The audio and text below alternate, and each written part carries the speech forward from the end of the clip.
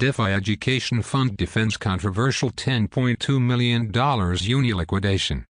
The DeFi Education Fund has defended its shock liquidation of $10 million in UNI, claiming the move was necessary to begin its work and fund future operations. The DeFi Education Fund (DEF), an organization funded by Uniswap to spearhead lobbying and educational initiatives in support of the decentralized finance sector, has defended its sudden move to liquidate half of its UNI treasury earlier this week. The organization said it needed to convert the funds into stable assets to weather crypto market volatility. In May, the DEF was conceived in a Uniswap governance proposal from the Harvard Law Blockchain and Fintech Initiative, with the entity being formed earlier this month after the vote passed with a treasury of 1 million UNI tokens, worth more than $18 million at current prices. Despite indicating the UNI would be sold over the course of years, on July 12, the fund suddenly announced it had organized for half of its war chest to be liquidated into used by market maker, Genesis Trading.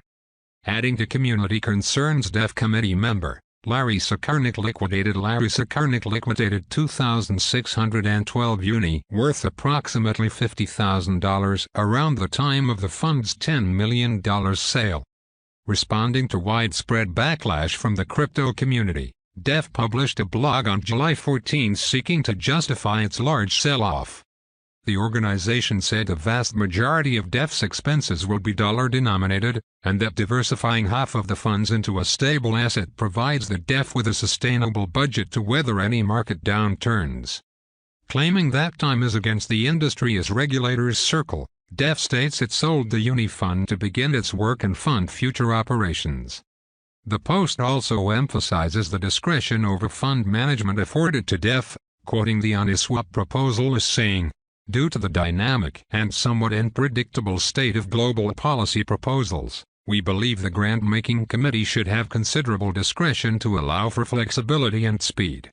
The foundation also rejects claims the sale had a significant impact on the UNI markets, asserting the sale represented less than 5% of daily UNI trade volume, and that UNI's subsequent drawdown after the sale was in line with the broader crypto metal trend.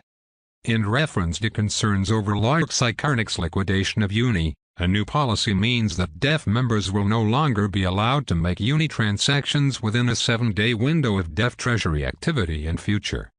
The post also emphasizes that Sakarnik's transaction occurred after the sale had already been completed.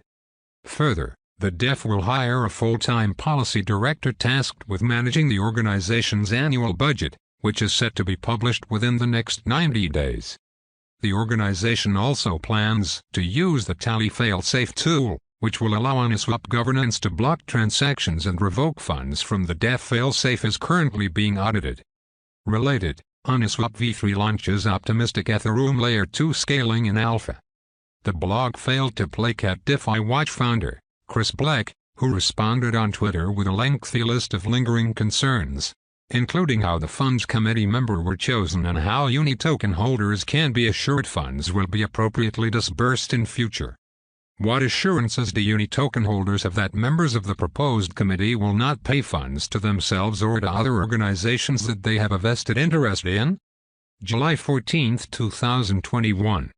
Medium blogger Chatcher also emphasized the concentration of votes supporting the fund's creation among Uniswap's top backer, also noting it's strange that only UNI holders should bear the expense of political lobbying for the broader political sector.